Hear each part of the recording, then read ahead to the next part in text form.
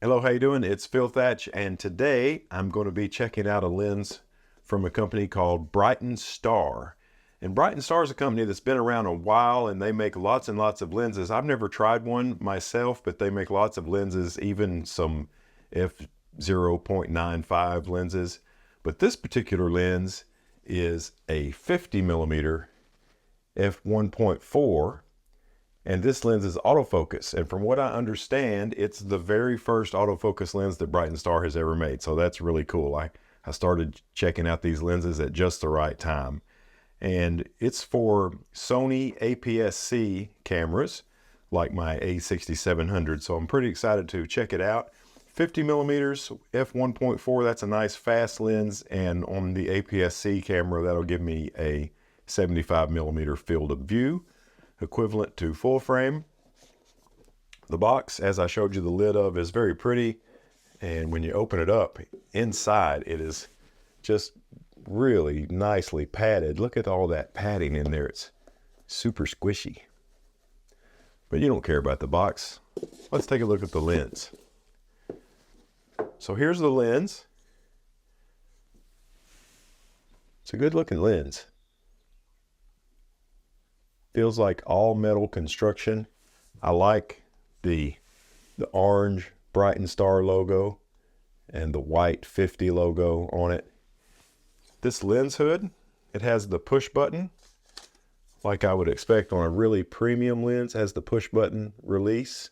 The pinch style lens cap works really well, but it does have kind of a generic appearance. I wish it said Brightin Star on it. It's a 58 millimeter filter thread on this. Comes with a nice rear cap as well, kind of generic looking. The lens has a 9-blade aperture, so that should make for some beautiful bokeh.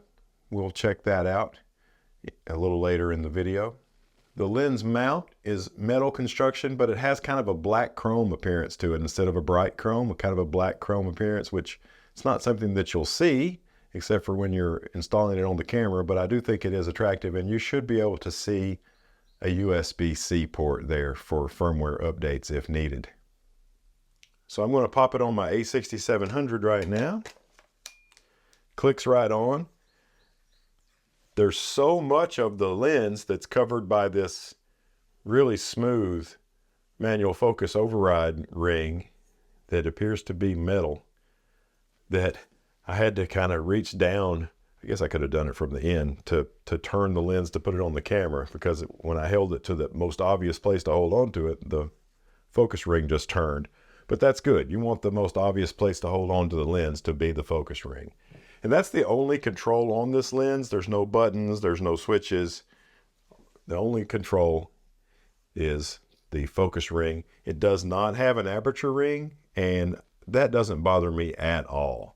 I don't use an aperture ring. I control the aperture from inside my camera like a modern camera should do. And that will put this snazzy lens hood back on. Clicks right into place, and because of that push button, it doesn't come off unless you push the push button. I'm going to go out today and make some photographs with this, and we'll see how it does. 50 millimeters on APS-C is kind of a portrait focal length, 75 millimeters full frame equivalent. And here's a portrait I made of my daughter just out on the back porch, wide open at f1.4. Got some really beautiful out of focus background and great separation with this lens. And here's another back porch photograph. This is kind of experimenting with the minimum focus distance, which I think is about a ½ meter, 1.5 feet, something like that. And it is not great for macro. The bloom of this lantana flower is not huge in the frame, but it is pretty. We left to go do some photography in another place, and there was this skink on our front porch, and yes, I know I need to sweep it. I stopped it down to f2.5 and got as close as I could and made this shot right here. Not bad. Now we're at Cambridge Square, which is a place I like to make portraits, and here is my daughter at f1.4 wide open. And I like the separation once again, and the out of focus background looks good. I'm not seeing chromatic aberration anywhere, and I think overall it looks pretty good. My daughter thought it would be fun, and I did as well, to pose by this pet waste sign where you can get a bag to pick up your dog's poop. She thought it'd be funny to pose there, and I did as well. So here's a 1.4 shot of that, and here is another one. And let's see how well the eye detect autofocus did. Looks like it's pretty sharp right on her eye. Here's another one. This is also at Cambridge Square. I thought it'd be fun to have my daughter sit with these flowers in the background. And you got to be careful at f1.4 because this eye, which is where the focus point was, is nicely in focus. But this one that's slightly on a different plane is out of focus. So this photo might have looked a little better, at least as far as my daughter's face is concerned, if I'd stopped it down a little bit. But just look how beautiful the flowers are out of focus in the background. I made a few photos of this wall at various apertures.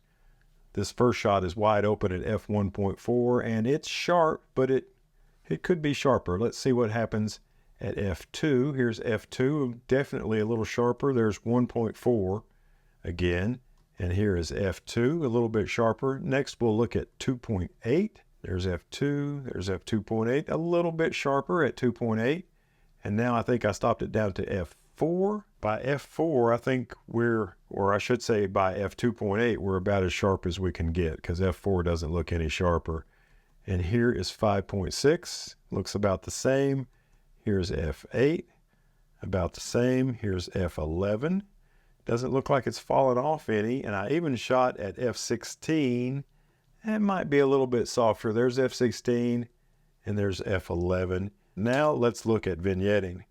We'll go back to f1.4 and you can see around the edges of the frame, it's a little darker than the center. So there's some vignetting wide open at 1.4. Not bad though.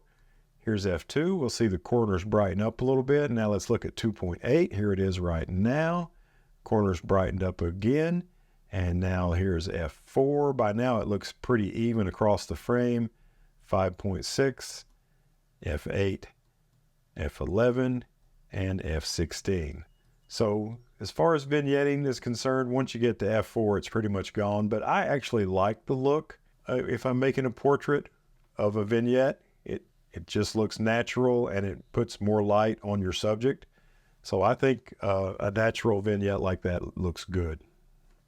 So overall, I think the lens does pretty good. It does what a 1.4 lens does, and it doesn't seem to have a horrible amount of chromatic aberration or anything that would make you not want to use this lens. It looks good. Thanks for watching this review of the Brightin Star 50mm f1.4 autofocus lens for Sony APS-C cameras. I hope you enjoyed it. If you did, reach down, hit the thumbs up button. If you want to see some more stuff like this, subscribe and hit the notification bell. And as always, I look forward to seeing you in my next video. Bye-bye.